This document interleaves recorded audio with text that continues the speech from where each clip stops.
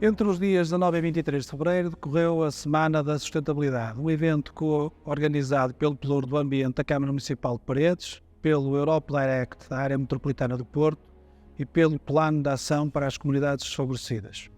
Ao longo da semana realizaram-se atividades com o objetivo de promover a sensibilização e aumentar a consciência para um ambiente mais sustentável, tendo em vista o nosso futuro conjunto.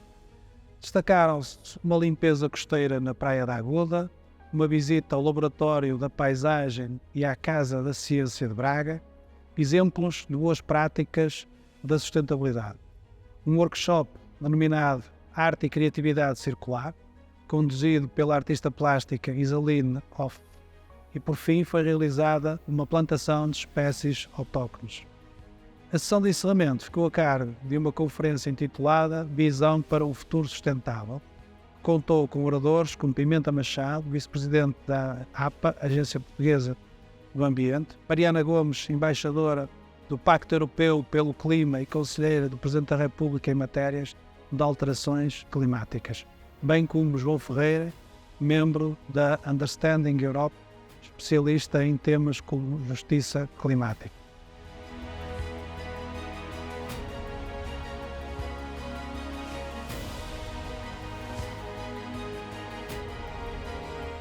O país tem dois grandes desafios para frente, entre vários, não é? Um deles é o clima, alterações climáticas, que impactam de uma maneira muito significativa no país, em vários domínios, o tema da água, das secas, o tema das cheias, o tema da erosão costeira, o mar está a aumentar o nível médio das águas do mar, isso vai criar uma pressão sobre a nossa costeira, o tema dos incêndios, naturalmente, e do ponto de vista do clima, estes são, no fundo diria, são esses os grandes desafios. Há um outro desafio da demografia, do envelhecimento da população, temos, enfim, grandes desafios que o país tem para frente para enfrentar. Eu disse, se quisesse assim de uma maneira muito sintética, são estes dois grandes desafios. O clima, alterações climáticas e o tema da demografia. Eu acredito que o maior desafio é a falta de interesse político e interesse dos setores privados. Portugal tem todas as capacidades, quer financeiras por parte da União Europeia, quer tecnológicas e de recursos humanos para iniciar ou avançar na transição energética. Aqui o que está a faltar é, por um lado, cumprimento estrito da lei por parte do nosso Estado e, por outro lado, um compromisso e uma ambição maior por parte das empresas que até hoje deixam-nos com migalhas e, na verdade, podiam fazer muito mais e colocar Portugal na liderança mundial.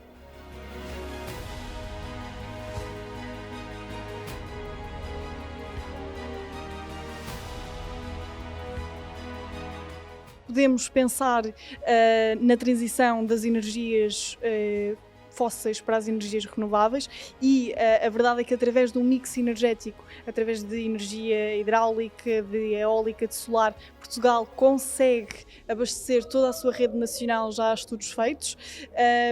Por outro lado, é necessário reduzir e estipular limites à produção de determinados setores da indústria que não são tão essenciais à população.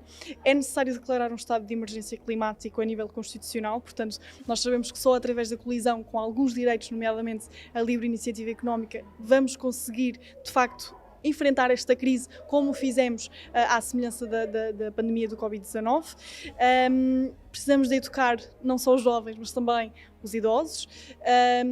Precisamos de assumir um compromisso de responsabilidade histórica para com os países do sul global, fruto do colonialismo português, e isto significa que Portugal deve aumentar a meta de redução para 2030, não tem que reduzir 55%, tem que reduzir muito mais das emissões para que os países do sul possam desenvolver-se. E, por fim, não falando aqui da parte científica, mas falando da parte política, Portugal tem que dar lugar à mesa aos jovens. Portanto, Portugal fala do futuro e fala de alterações climáticas, mas não coloca os jovens na mesa.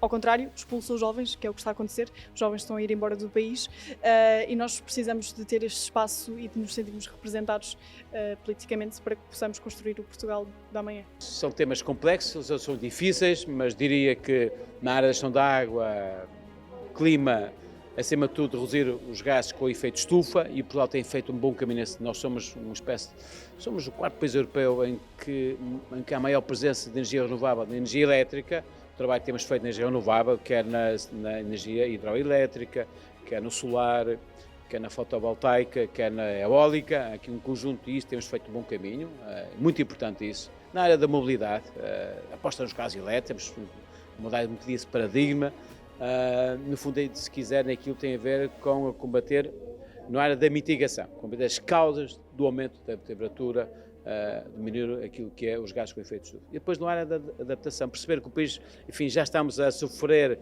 os efeitos da mudança do clima e temos que adaptar o país, o território a esta nova realidade. E como é que se faz isso? Olha, preparar a orla costeira para que o mar vai avançar, portanto, estamos a fazer os planos de aumentar a orla costeira, criar zonas de proteção das zonas das cidades que estão mais vulneráveis à orla costeira, na área da água, aumentar as nossas reservas de água, gerir melhor a água, que nós perdemos muita água por ineficiência dos nossos sistemas, é uma coisa terrível. Nós, de Portugal, em média, são 25% de eficiência, mas não se pode governar um país para a média, que a média escolhe problemas, não é? Nós temos situações de perdas de mais de 50% e 60%. Portanto, apostar sempre na água, que é aquela que nós temos gerida melhor e utilizada melhor. Portanto, essa é outra área. Mas, como sabe, agora o país, no Algarve, estamos em seca extrema, está na pior situação de sempre. O país vai fazer e bem a primeira grande central de dessalinização, isto é, para utilizar a água do mar para o uso urbano, e é muito importante. Eu diria que é o somatório disto. A primeira prioridade deve ser mesmo a eficiência, usar melhor a água, depois encontrar, aumentar as reservas de água, ir ao mar, utilizar a água do mar, reutilizar as águas residuais das nossas etapas para usos não potáveis. Neste país, que nós fazemos muitas vezes, uma coisa que temos que mudar isso, que é usar a água que nós bebemos para regar jardins, lavar caixotes de lixo, lavar equipamentos urbanos, para a agricultura. Portanto, aqui uma oportunidade de ir às etapas, com tratamento adicional, no fundo, reutilizar essa água para usos não potáveis. Diria, na água, no fundo, é o caminho que no país tem que fazer pela frente e que está a fazer bem. Também reparar os nossos rios. Temos aqui o Rio Ferreira, rio belíssimo. No fundo, reparar as margens, valorizar o rio. No fundo, e devolver o rio à população. E quando tem mais gente junto ao rio, temos uma pressão social boa. No fundo, pressiona as lideranças políticas e as entidades com responsabilidade na matéria para cuidar e pressionar, e isso é muito importante. Portanto, o trabalho está a fazer aqui no Rio Ferreira, recuperar as margens, criar umas zonas de trilhos, remover as espécies invasoras, sempre melhorar, retirar aqui e acolá, melhorar as condições de determinado escoamento. Isso é um trabalho muito importante. Isso é muito importante porque as pessoas aprendem a valorizar e andar junto aos rios faz bem à nossa saúde, dá qualidade de vida. E há aqui um trabalho, isso está a ser feito aqui pelo município de Paredes, e bem, mas isso, eu diria que, ao tema da qualidade da água, eu diria sempre que a despoluição é uma tarefa que nunca é acabada. Há sempre um problema para resolver, portanto temos, mas mantendo esta boa pressão que é da sociedade civil.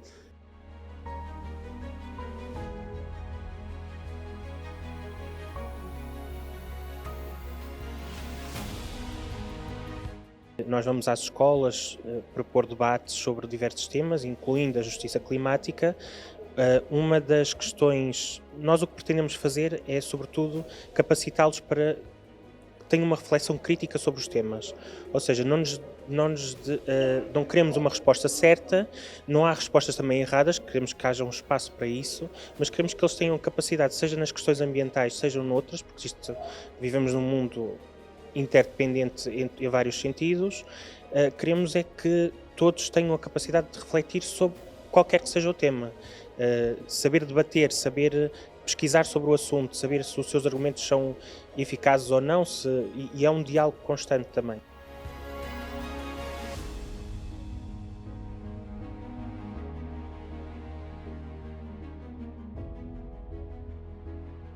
Quando pensamos na justiça climática, normalmente pensamos mais em questões como a chuva, a temperatura, questões como o caudal dos rios, como falámos aqui. Isso são questões muito importantes. Mas quando falamos de justiça, realmente falamos da dignidade das pessoas, falamos de como é que isso, a componente social e esta questão do desenvolvimento humano, que muitas vezes não estão tão desenvolvidas ou não são mais ignoradas, mas que estão lá e estão presentes e afetam-nos o dia a dia.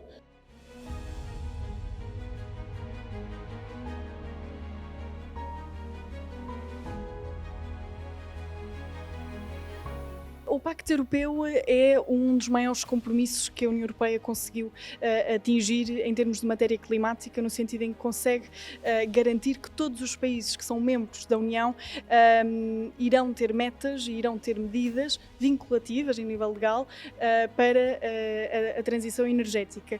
Eu acredito que este pacto está numa fase muito inicial, em termos de ambição é bom, mas em termos de vinculação jurídica é muito fraco. Portanto, nós neste momento não conseguimos ainda obrigar os Estados a cumprir o Pacto Ecológico Europeu. Aliás, Portugal tem a questão do Plano Nacional da Energia e do Clima, que é um plano fraquíssimo, isto já não sou eu que o digo, são estudos feitos nomeadamente pela CAN Europe, que está dentro do Pacto Ecológico Europeu, e há pessoas que dizem que não podemos fazer absolutamente nada, além de reclamar, o que em termos jurídicos e em termos de direito da União Europeia não faz sentido nenhum, porque deveríamos conseguir fazer alguma coisa com um pacto tão importante.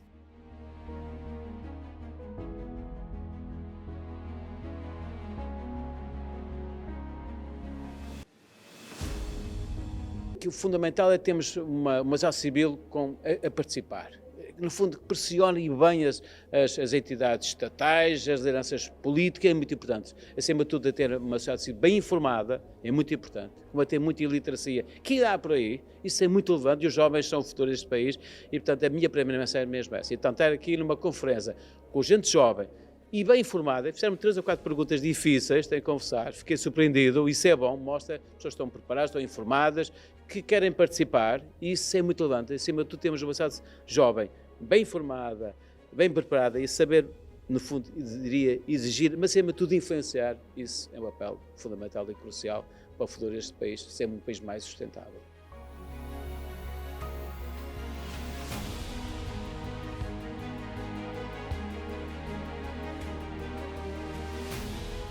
Nós vivemos numa época das redes sociais e desta multiplicação das vozes, muitas vezes de vozes que não são que não eram tão ouvidas antigamente e que continuam a não ser, mas agora têm outras plataformas para o efeito. E os jovens sabem manejar essas plataformas e sabem ir ao encontro das necessidades atuais, das necessidades das pessoas, e perceber como é que será o futuro, porque o futuro vai ser delas. Embora isto é uma questão conjunta, é uma preocupação de todos nós, independentemente da nossa idade, são questões que todos temos que preocupar-nos. E os jovens sabem manejar e sabem definir prioridades, e nós precisamos de capacitá-las para que, perante toda esta informação, consigam usar da melhor forma para fazer valer a sua visão. Eu acredito que a principal ferramenta que os jovens têm ao seu dispor é a educação. Portanto, nós primeiro precisamos de saber o que é alterações climáticas, porque é que é uma crise e quais é que são as estratégias e as ferramentas a adotar para a combater. E depois vamos comparar com aquilo que está a ser feito. E se nós, ao fazer esta análise de comparação, conseguimos perceber que as estratégias não batem com a realidade, então está na altura de nos tornarmos ativistas, está na altura de nos dirigirmos ao governo, às autarquias locais, às empresas, com os documentos, os documentos científicos e com as soluções, e dizer, olha, nós queremos um lugar à mesa, porque temos esse direito, na verdade nós é que somos o futuro, não os acionistas às vezes de 60 anos que estão a comandar estas empresas, e gostaríamos que estas políticas fossem integradas na empresa, ou na autarquia, ou no governo. Caso não seja, eu tenho uma solução muito básica, que é a litigância. Portanto, os tribunais estão cá em Portugal para serem usados, e portanto quem não cumpra com a lei deve ter o mesmo destino que qualquer cidadão comum, que é ser ouvido por um juiz e eventualmente ser criminalizado ou penalizado.